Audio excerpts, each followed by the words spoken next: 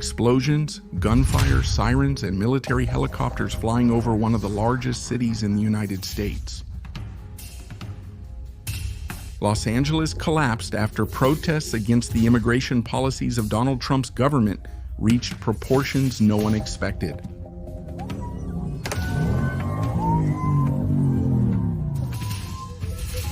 The situation got out of control and led the federal government to send National Guard troops and Marines, even without a request from the governor of California.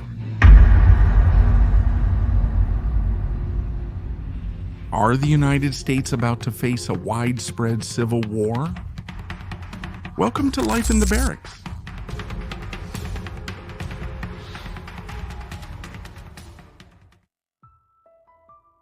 The protests began as a reaction to the tightening of immigration policies, but quickly turned into an urban crisis of enormous proportions.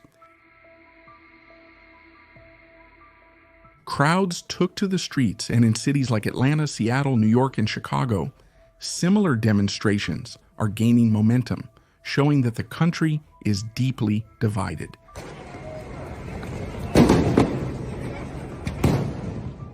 In Los Angeles, the epicenter of the unrest, the violence escalated to such a point that the mayor declared a curfew from 8 at night to 6 in the morning in an attempt to regain control of the city.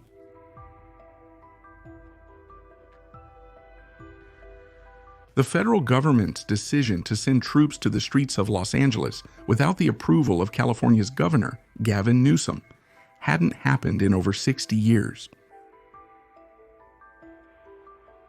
Trump justified the measure based on a 1994 law that allows the National Guard to be called up when the United States is under threat of invasion or rebellion against the authority of the federal government.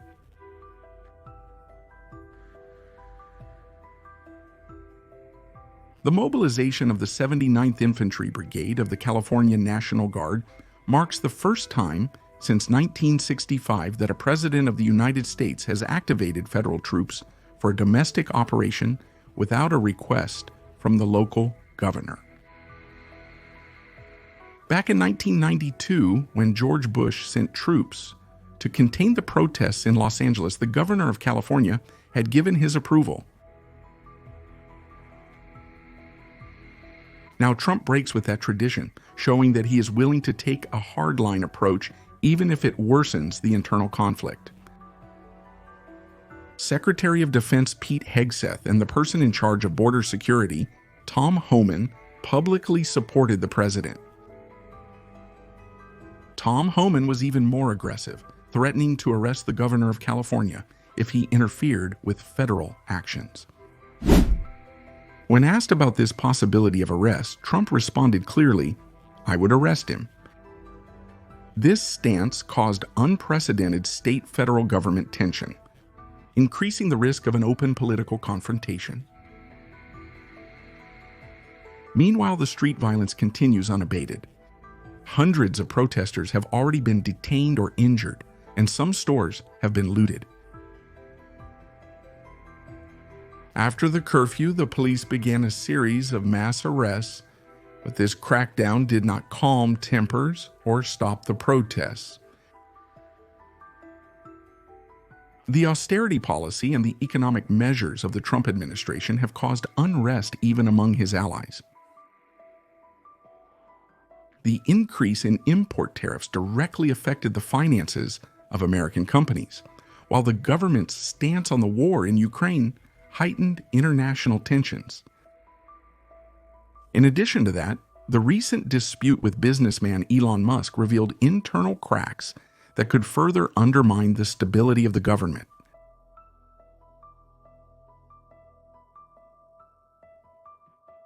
Given this scenario, many question whether Trump is on the right path to lead the country. American democracy, built on the work and struggle of immigrants, seems to be threatened by rigid and inflexible policies. The government's violent response only intensifies the conflict, making it clear that the situation requires an urgent adaptation to the country's reality and needs.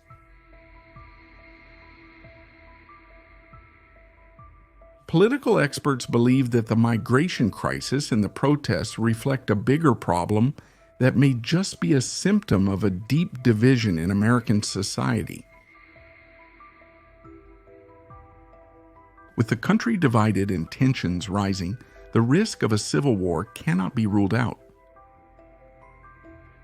The escalation of clashes in Los Angeles may be a warning of what is to come.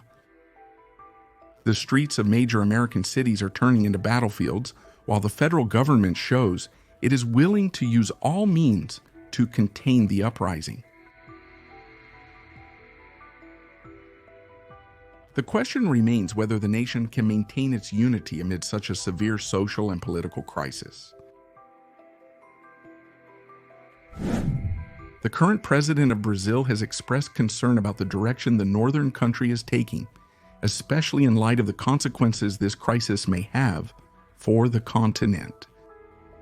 However, the Brazilian president is concerned about United States protests, but does not condemn Nicolás Maduro's actions against Venezuelans.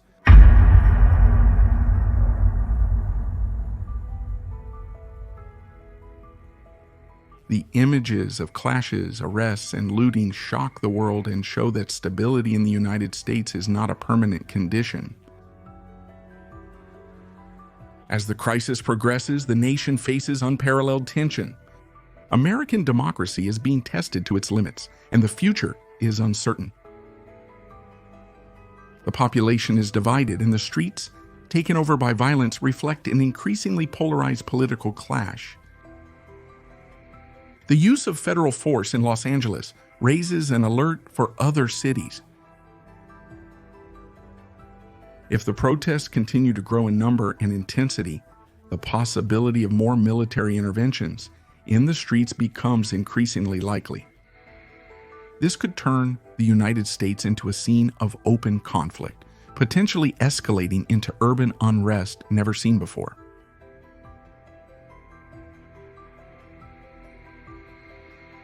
The United States is already facing a strategic overload, with direct and indirect involvement in several international conflicts.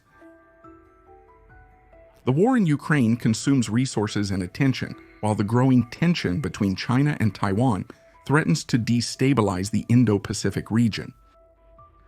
In the Middle East, supporting allies and maintaining a constant military presence keeps the country on permanent alert.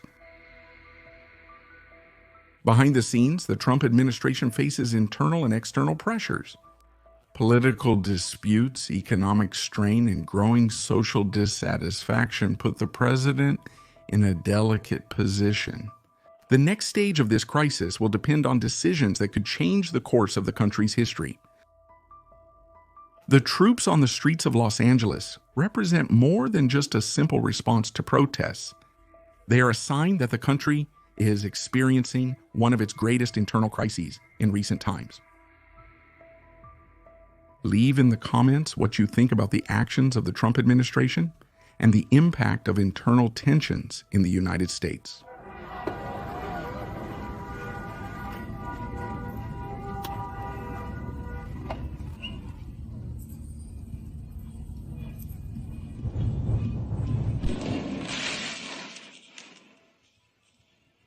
Life in the Barracks keeps you updated on all things military.